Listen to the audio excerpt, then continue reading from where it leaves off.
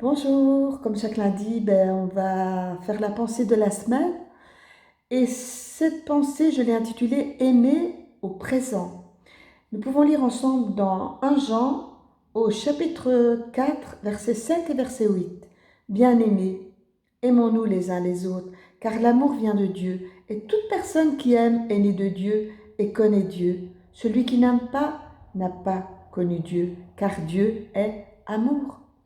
Et dans Jérémie 31:3, de loin, l'Éternel s'est montré à moi. Je t'aime d'un amour éternel. C'est pourquoi je te conserve ma bonté. Voyez l'amour de Dieu, il est éternel. Il est le même, toujours le même, mais il dure éternellement.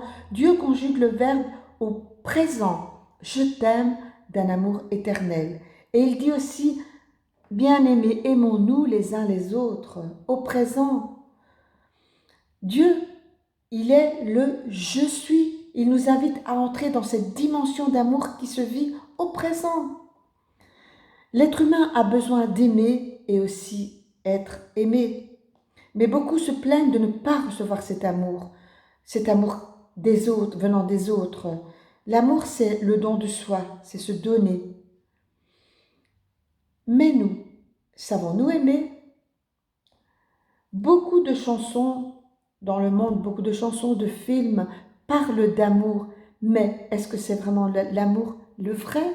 Et souvent cet amour, il est conjugué au passé. La réalité, c'est que bien de nombre de personnes, de couples, ne savent plus aimer dans le présent. Ils vivent dans la nostalgie d'un temps révolu, dans l'amertume de voir que ce temps n'existe plus au présent. Cet amour n'existe plus au présent. Ils le vivent dans le passé. Oh oui, quand on était fiancés, c'était pas comme ça. On s'aimait plus. Et maintenant, voilà, toutes des petites choses comme ça qui se conjuguent au passé. Mais nous devons vivre cet amour au présent. Est-ce que l'ennui, la tristesse, les regrets remplissent-ils votre cœur d'amertume au présent? Ne pouvez-vous plus dire « je t'aime »,« tu m'aimes »,« il m'aime » ou « elle m'aime ». N'abandonnez pas l'espoir, car nous pouvons conjuguer à nouveau le verbe aimer au présent avec Dieu.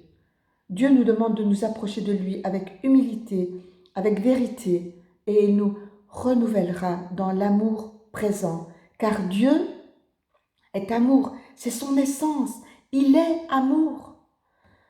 D'autres conjuguent le verbe aimer au futur, et ils ne le vivent pas au présent, parce qu'ils mettent des conditions. Si tu fais ceci, si tu changes, si tu es gentil, si tu fais ceci, si tu fais cela, alors je t'aimerai. Mais est-ce que Dieu nous demande d'aimer de cet amour? Non. Dieu veut que nous aimions sans condition. La personne considère que l'autre n'accomplit pas cette condition pour qu'il soit ou qu'elle soit aimée. Mais non, c'est mauvais, c'est pas bon, c'est pas juste. Quand il y a un tel comportement, c'est une porte ouverte au déclin de l'amour. L'amour va s'éteindre et pas raviver. Si vous rêvez d'un monde idéal, mes sœurs, mes frères, quand la personne entrera dans vos critères, vous risquez d'attendre longtemps et de ne pas pouvoir aimer au présent. Alors, changeons d'attitude. Aimez-le, aimez-la telle qu'elle est, tel qu'il est. C'est ce que Dieu nous demande.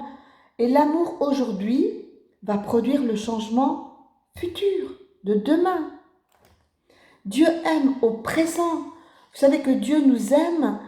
Il n'a pas entendu que nous soyons bons, que nous soyons gentils, que nous soyons aimables pour nous aimer, mais il nous a aimés tels que nous étions. Il y a une petite réflexion d'un sergent qui amène un soldat auprès du colonel. Et il dit au colonel qu'il ne sait plus quoi faire avec ce soldat qui est récalcitrant, rebelle, à toute discipline devant le sergent. Il dit « Je ne sais plus quoi faire de ce soldat, alors j'ai déjà tout essayé, les punitions, les prisons, les suspensions, les permissions, les corvées, j'ai tout essayé, rien à faire. » Alors le colonel se tourne vers le sergent et lui demande « Est-ce que vous aimez ce soldat ?» Il est resté sans réponse. Le colonel s'approche du soldat et le tient et pose sa main sur ses épaules et lui parle avec bonté. Le soldat fondit en larmes et dit « Mon colonel, je suis si méchant, mais votre bonté m'a tellement touché. » Il dit « Je vais essayer de changer de comportement. » Et au fil des jours, des mois, ce soldat changea complètement de comportement. Alors, aimez au présent et notre futur sera différent. Sachez aimer, mettre la main sur l'épaule de quelqu'un, montrer cet amour. Parfois, vous voyez des personnes rebelles, des personnes insensibles à l'amour, mais ces personnes, vous savez pourquoi? Elles ont besoin de l'amour. Elles ont besoin peut-être aussi de votre amour. Tout d'abord de l'amour de Dieu, bien sûr, mais ces personnes qui n'ont jamais peut-être reçu un mot gentil, une petite attention, mais montrez-lui cet amour.